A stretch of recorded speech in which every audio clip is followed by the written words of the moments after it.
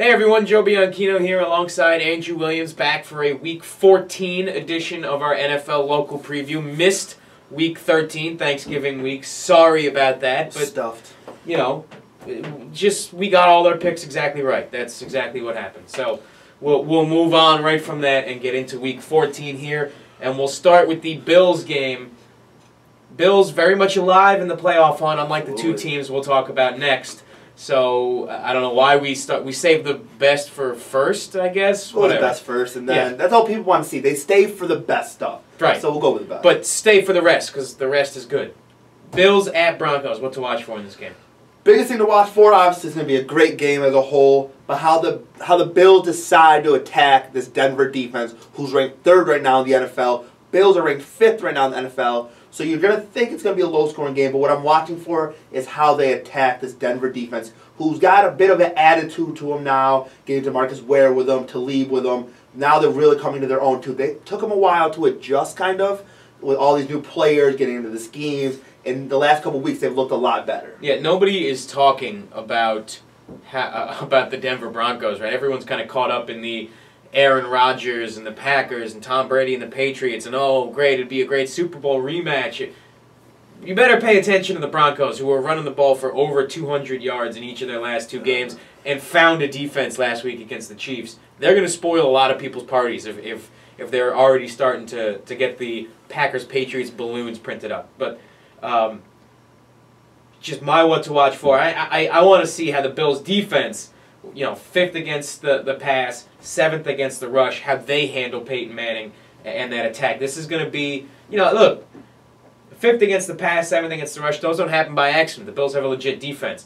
But how legit is it? It's going to get tested, and it's going to get tested in a big way in this game against the Denver Broncos. So I want to see how they react to that. Key to victory for the Bills here. Key to victory would have to be getting pressure on Peyton Manning. We've seen over and over, if you get pressure on Peyton Manning, that he can't really get it. If his feet are under him, he has to scramble around a little bit. If you could call it scrambling, it's kind of like walking around leisurely, trying to get it. Right. Then that's how you win the game against them. And the Bills, like you just said, they have 28 sacks this season. They're 15th in the league of that. They need more this week if they want a chance to beat the high-powered offense of Denver. Yeah, I think in tandem with that, you want to keep him off the field. Because, look, Peyton Manning's going to get his. It's just how it works in the NFL. His name's Peyton Manning. He's going to score touchdowns. Welcome to the show.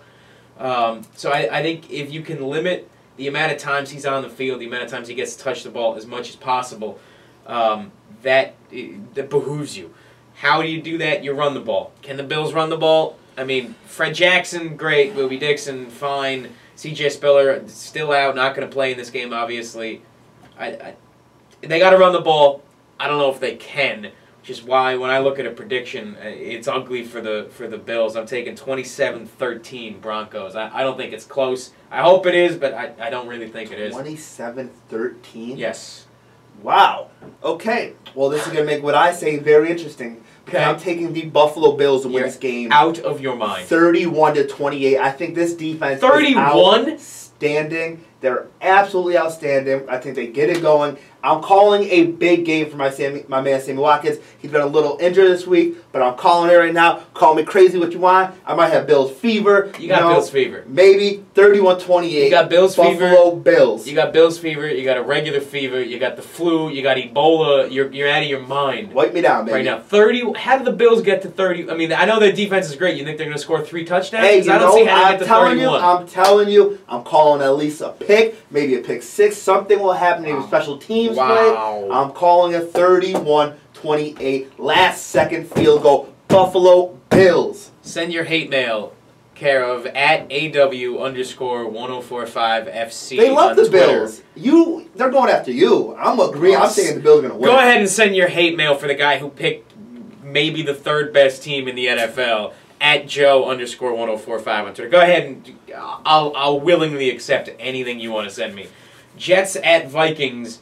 What to watch for in this game for the New York Jets? Well, do we have to watch this game?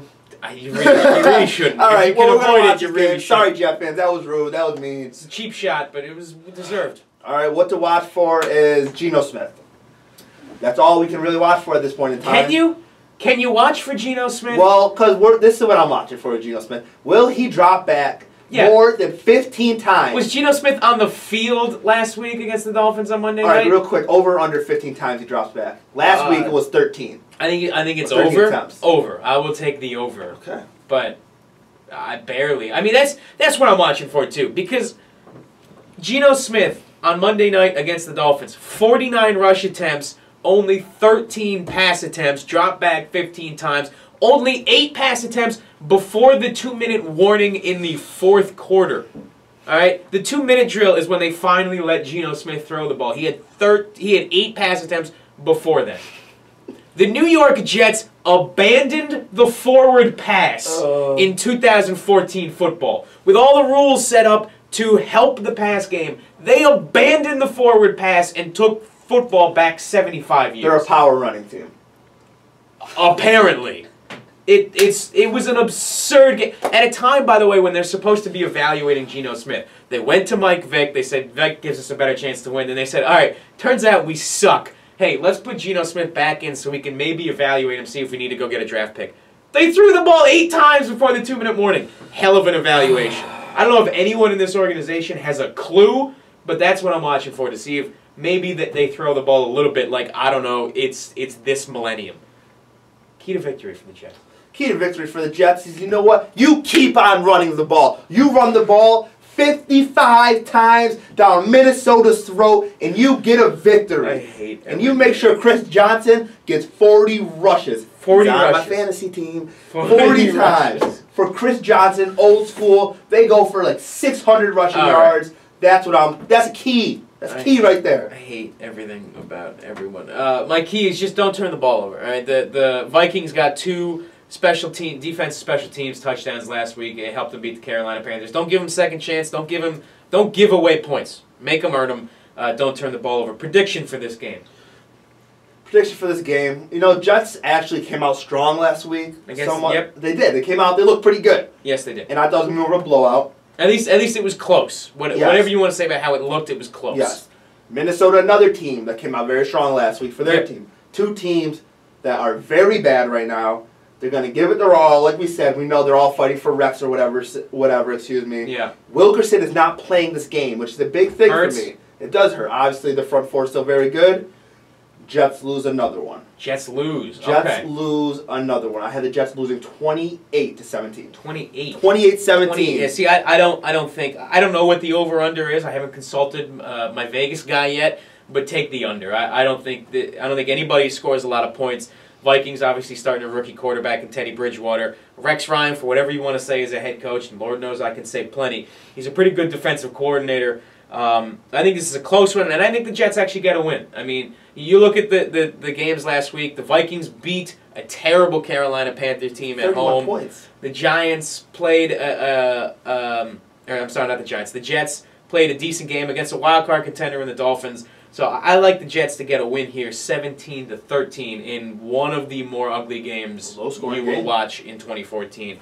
Speaking of ugly games in 2014, the New York Giants, my boys, against the Tennessee Titans, coming off one of the more embarrassing losses in recent memory for the Giants, blowing a 21-3 halftime lead to the, who was that team?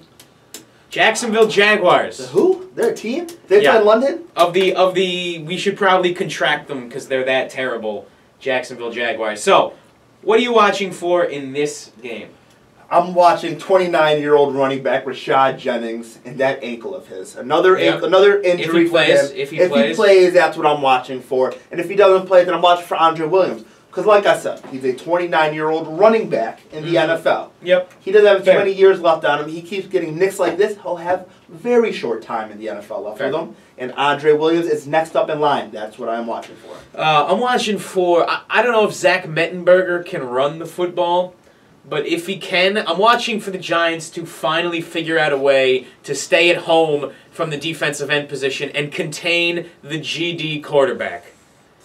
Blake Bortles ran the read option and escaped to the outside multiple times in the New York Giants. It cost them that game because the Giants, after giving up a bunch of points on offense, went down the field, got a field goal, and took the lead in that game, and the defense couldn't hold Blake Bortles down. Blake Bortles drove right down the field, with that end-around run of his, and just totally unchecked, JPP and whoever else playing defensive end dive into the inside, and the quarterback going around the outside, picking up 15, 20 yards on that drive.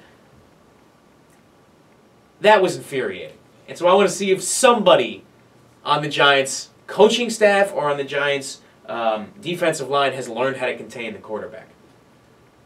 That's about as nicely as I can put it. You were very calm there. I am. It's boiling up inside. I think I have a cold, so it's tempering everything down a bit. Key to victory for this game. Key to victory for the New York Giants, something they have not done in a very, very long time, maybe not all season. Put 4 quarters together. You know, there are 4 quarters in the game. You have to play 4 quarters to win a game majority of the time. They played 2 great ones last week. They played 2 awful ones last week. 4 quarters, get the game, key to victory. Yeah, I'm going to say just don't turn the ball. Stop turning the ball over.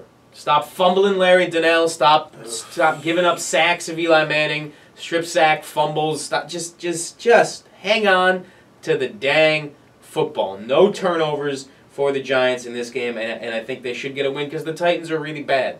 And the Giants are bad, but the Titans are, like, really bad. Titans are really bad. Prediction for this game. 4 out of the last 6 games for the New York Giants, the opponent has scored over 30 points.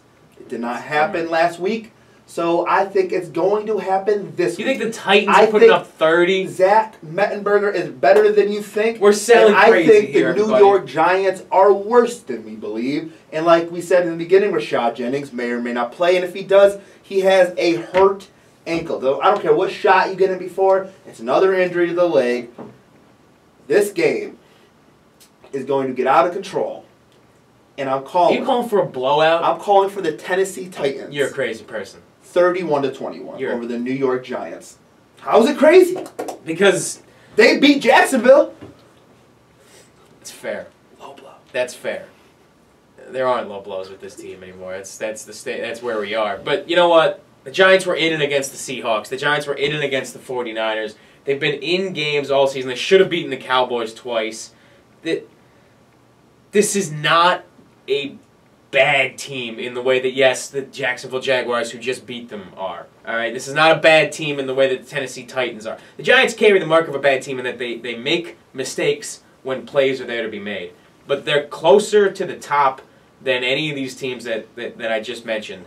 I mean, they're far away from the top, but they're closer than the Titans. They're a better team than the Tennessee Titans. They just flat out are. I'm sorry. They're a better team than the Tennessee Titans. I think Rashad Jennings or not, they get this win. They finally they put enough of a game. I don't know about 4 quarters, but they put enough of a game together to get a win on the road. 24-17, New York Giants. All right. Check back with us, see how we did at AW_1045FC on Twitter, at Joe_1045 on Twitter. Check out the station, the banner behind us, at 1045 The Team on Twitter. And we will see you back next week for a Week 15 NFL preview. Enjoy it.